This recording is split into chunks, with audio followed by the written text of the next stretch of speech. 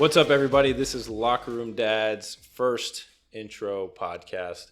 This is punter Pat O'Donnell with the Chicago Bears alongside my guy here. Yeah. Josh Brinzo, man. The myth, the legend. Yeah, so we're going to talk about a lot of different various things here, but I think first we should introduce ourselves, give a little insight to who we are besides being dads, new dads to be. Oh, yeah. I am South Florida kid, born and raised. I grew up playing soccer, got into football a little bit later in high school. I was fortunate enough to get a scholarship to go to University of Cincinnati, and then I graduated from there and I had one more year of eligibility left. Went down to sunny South Florida and played for my beloved Hurricanes. All right. Growing up in South Florida, man, I just wanted to be a Hurricane. So I was lucky enough. I got to double dip, got to go to two different schools. But unlike you, first time seeing snow was when I went away to college. But you quite used to the snow, right? Oh, yeah. Born in Cleveland, lived in Chicago, been around the block, a few places, but that's right. Yeah, the snow's a little bit different. It is. Especially you grew up just outside of where training camp was for the Chicago Bears. Yeah, up by Joliet. So Joliet. I'm used to the area. Used to snow and beer.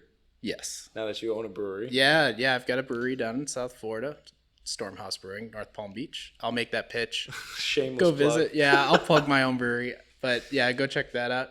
I know a little bit about beer, about the snow. What about being a dad? And being a dad, we're learning. We're learning. It's good. You know more about beer or children? Well, now it's kids, but before it wasn't. Yeah, so you know what we should do? We should touch on our favorite topics right now as being a dad. Yeah. Since we're new to the game, you know, you had a close call. I know we're offset. We talked about how you almost nearly killed your child and fell off the bed. Yeah, well, that's an exaggeration. That might be an exaggeration, but it was a learning experience nonetheless. And when your kid becomes mobile, you need to really keep an eye on them because high places like a bed, definitely a good spot for a fall. Not ideal. Not ideal to fall off that. My little girl right now, she's 1, and she is crawling, and she is interested in stairs. So I can see how that's going to go bad real quickly. Yeah, and our places have pretty steep steps. I don't even trust going up my own stairs. So yeah, especially they're not I don't know. They're not steep, but I feel like just the footing is just so small. One slip in the middle of the night, I make sure that I turn the lights on because that'll be the end of my career. I just fall down the steps and that's it. That's the end of it. See, I've stubbed my toe a few times. After drinking that Stormhouse? Yeah, after a trip to the brewery. Well, you know what we should do? We should talk about the birth of the child. Yeah. All the new dads out there what to expect on game day, aka the birth of your firstborn. The real game day. And both of us had unique babies because they're both during COVID. Yeah. And COVID time makes a really crazy hospital trip. Yeah, they are Coronials. I haven't heard that term. Yeah. I like that. They are Coronials. I remember, so Billy was born and everything was weird going into it. No family could visit. I'm stuck there. We had to pack a bag and Billy's born. And then they go, hey, did you order dinner?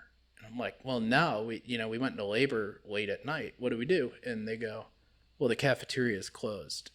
All right, I'll have someone drop something off. Oh, you can't do that. Same, yeah. Uber Eats was the only thing you could do, but you had to walk a certain amount of distance away from the hospital to get. I'm coming right back in, but hey, rules are rules, right? Yeah, we watched a lot of HD TV, so at least got to learn how to flip some homes better. So that's what you watched prior to the birth of your child, and your during, firstborn, and during. Yeah, Aaliyah was critiquing the homes the whole time.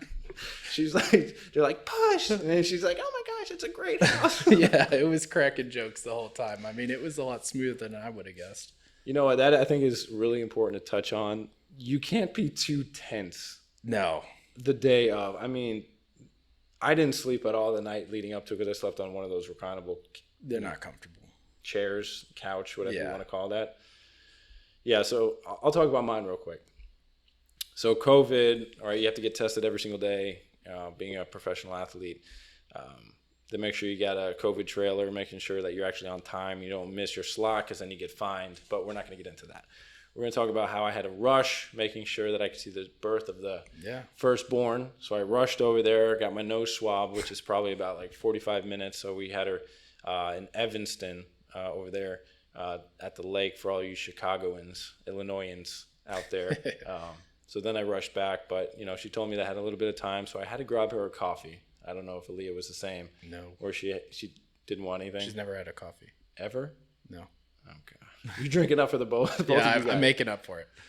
But yeah, so then I rushed back, and it was just like a waiting game, man. Yeah. Guys say it's like the Super Bowl. There's a lot of waiting. Oh yeah, you gotta wait. Yeah, you just wait and wait and wait and wait. So then I thought it was like the movies. I was like waiting for this like grand entrance of like the doctors being like, well, let's go. We're going. We're doing this. We're doing this. But it wasn't like that. It wasn't. It was like casually come in, they check up on her like, it's not time. We got a couple more hours. We were actually watching Disney movies. Oh, that's good. Yeah. So that's how we killed time. But yeah, I don't know. Were you induced? We were induced. Yeah, same here. So I think the time thing's even weirder there because they're like, yeah, you'll know in like 12 to 20 hours or whatever. And you're like, wait, hold up. And they're like, yeah, just go to sleep. In the morning, we'll see how it's going. Did she do an epidural? Yeah. She did? Yeah. Yeah. Shelby did too. She was a little worried about it. They wouldn't let me be in the room. Really? Yeah, I had to leave the room for that part. Maybe so you couldn't sue him if something went wrong. I guess. I don't know. Shady. Healthcare. Shady. Yeah, it was a little strange. But yeah, waiting around for an induction is different because you know the day you're going, unless something happens prior. True. And you just know you're going. And it's weird because like, you're leaving with the child. Yeah, it's not like you said in the movie, because when the doctors come in, that's one crazy scene. But then in the movie, it's like, we're having a baby. We gotta go. Get the bag. I'm stuck in traffic. Come on. Yeah, we just like casually strolled up to the hospital and walked in. We're like, yeah, we're here to have a baby. And they're like, oh, all right, right this way. Did you guys go right in immediately? Yeah, well, it was like, we knew that was like time to go. They told us, hey, be here at like 7:00. Oh, no way. Yeah, so we just like rolled up. We had our suitcase full of like whatever, snacks and stuff. Yeah, you guys were prepared. Like we did a doctor checkup, I think it was like 2 days before like she was actually supposed to deliver. And I guess her fluid levels were lower than the doctor would like to have. So she's like, you got to go to the hospital tonight. So like that, waking up that morning, I was like, I did not expect that. Yeah. So, we had to go in and we had to admit, right? And we actually were like in the waiting room for like 45 minutes because they didn't have a room. Oh my gosh. Yeah. So, we're talking and I'm just sitting there thinking to myself too, like in the next like 48 hours, like I'm going to walk out of these doors with a child. Yeah.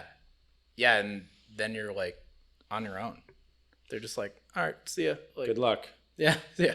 Oh, by the way, did you watch the baby safety video? And you're like, yeah, that one you made me watch. Yeah, I watched that. I'm good to be a dad now. It's important. Yeah. I watched a baby like skydive off of a cartoon baby skydive off of a changing table that seemed to be like 100 feet tall. Don't leave your baby unattended. That was the moral of the story. So they gave that to you before leaving the hospital? Yeah, we had to watch that. Man, they do things a little different in Chicago, Illinois area. Like they sat with us and watched it and made sure we were good. I thought that was a little strange though, but yeah, we did not do that. Yeah, maybe that's a Florida thing. It might be. I don't know if that's like a knock on Floridians. Like Florida man. Yeah, like Florida baby. They don't think like Florida people can handle a child. They're like, this might be a bit much. Man. Sign this waiver. We have a disclaimer as well. Man, maybe it was the fact that you were like under 30. It could be. And they're like, you're considered a child, having a child. Yeah, and I look a little young too. So they're like, I don't know if this guy's ready to have a kid. No, I thought about that at the same time. I highly doubt that. But no, I think this is going to be exciting. We're going to have hopefully some guests on the show. Talk about everyday life as a dad and, the good, the bad, the ugly of rearing a child. Yeah, I think one of the cool things we've got going on for us too is Pat and I are neighbors. So we get to really like dads with the kids. It's like daily here. It is. So we got a back alley here and I fully expect, our daughters to grow up. No, we got kid takeover. Yeah. Like my neighbors aren't going to like us. They already don't. Yeah. They're complaining about the dogs. I think we've got a head start there, but it should be okay. It will. It'll be a great time. Yeah. I'm looking forward to it. Yeah, so now we can have more podcasts out of the garage. Oh, yeah. Locker room. Yeah, it's our locker room, guys, not just a garage. That's right. So we're going to have more locker room dads, hopefully. On our next episode, Oh, we're we got diving in. we got a bunch of guys here on the list that we're happy to introduce to you. What being a new dad is all about. Yeah, making some calls. That's right. Got to call up a few people, but they're here to tell everyone, including us, what being a dad's all about. Because it's evolving. You know, just when you think you have it down, like a new milestone happens. Yeah, footstep, one step, two step, couple words, tell my dogs shut up, stuff like that. It's learning. It is. And learning when to tell them no. And then they say no back. Yes. I'm not at that stage yet, but We're there. I do have nephews and nieces. It's not the most fun, but it's being a dad and everyone's going through it. So I think what also is important to just, I guess, emphasize that no matter what, if you're an athlete, if you're an average Joe dad out there, Yeah. we're all in the same boat. We're trying to make it.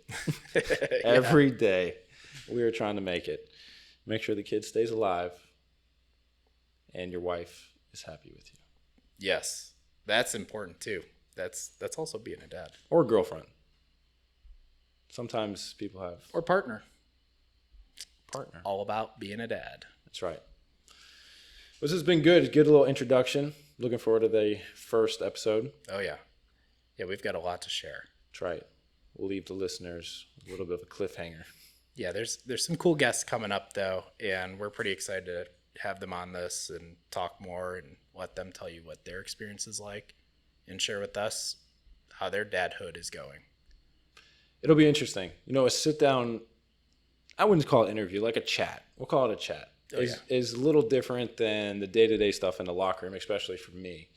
You know, things pop up and you're like, hey, is this normal? Like, is your wife asking about this, or is she telling you to do this?